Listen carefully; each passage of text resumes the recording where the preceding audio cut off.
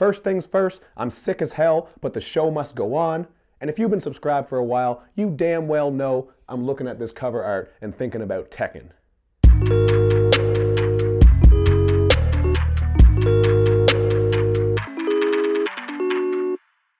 What's up, everyone? It's Luke James, not the singer. If you're looking to get your music reviewed, you can hit up this email that's right here. But right now, we are going to talk about this new album from Sampha called Process.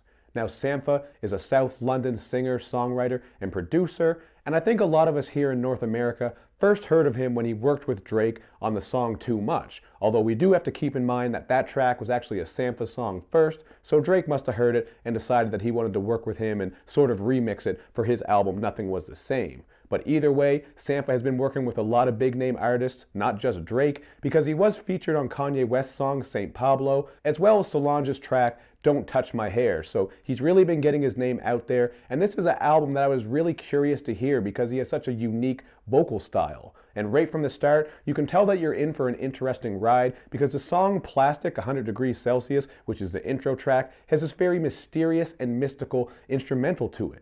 And then you get Sampha singing about dealing with the isolation and pressure that just has him feeling as if he's melting. So you are going to get a lot of good songwriting on here as well. And what I like about Sampha is even when he's using that vivid imagery and coming at you with some abstract lines, you can still understand what he's saying. So this isn't one of those projects where it just seems like it's abstract just for the hell of it. Another great example of this songwriting comes on Blood on Me, where he's actually running from his personified fears and doubts. And the instrumental on this actually adds to that feeling of paranoia because it has this sneaky bass line and also these upbeat drums. There are also some really eerie, haunting harmonies on that outro that I think are just amazing. And you will hear Sampha doing a lot of amazing things with his voice because, like I said, he has a very unique style. And the only time I didn't really care for his voice on here was on the song Take Me Inside, where he was very whispery and breathy. And that song overall was just kind of dull compared to the rest of them. So that was my least favorite track.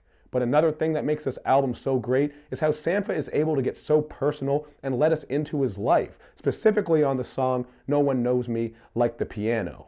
On this track, we're just getting a soft and somber piano ballad, which usually I'm not into, but with this song, I really liked it because it's such a heartfelt, touching track where he talks about the connection he has with this piano in his mother's home because he came up with that piano, it touched his soul and taught him how to make music, and then later in life, he actually moved back to take care of his mom while she was battling cancer. So I just found it interesting how he has all this joy and all this pain connected with this piano. I just think it's a very touching track, one of the best written songs I've heard in a while, and it'll definitely go down as one of the songs of the year.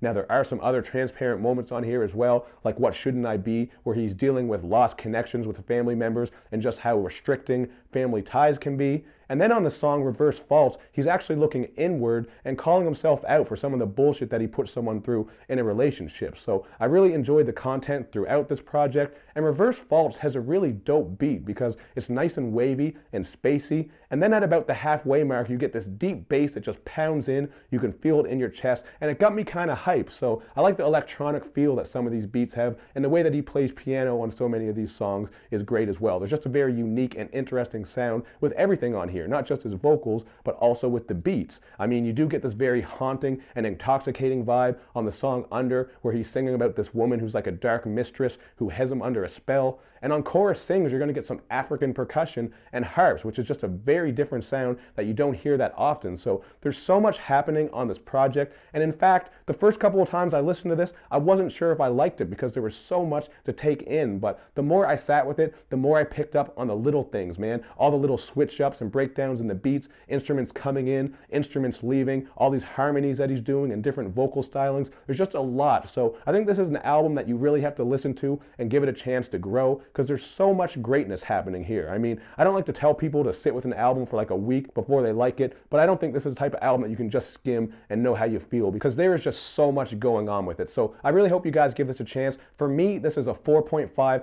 out of 5. I like pretty much everything here, man. I think it is a great album. It's definitely going to make my my top 10 list unless we suddenly get a bunch of other albums that are great. But so far, I can honestly say hip hop has been letting me down, but R&B has been killing it, man. We've had a lot of good R&B projects. We have some other cool projects coming up like Thundercat, which will be a sort of soul, funky R&B sound. So I look forward to that as well. But this shit is incredibly dope. Check it out if you haven't yet. Let me know what you think, man. Hit me up in the comment section with your thoughts and your ideas about Sampha. But that's it for me. That's all I gotta say. Make sure you do all that good YouTube and social media stuff where you like my videos, you share them, you follow me on Twitter, you retweet the videos, and of course, man, you gotta subscribe to my channel and click like on that Facebook page. Thank you for watching, everybody. I will see you next time.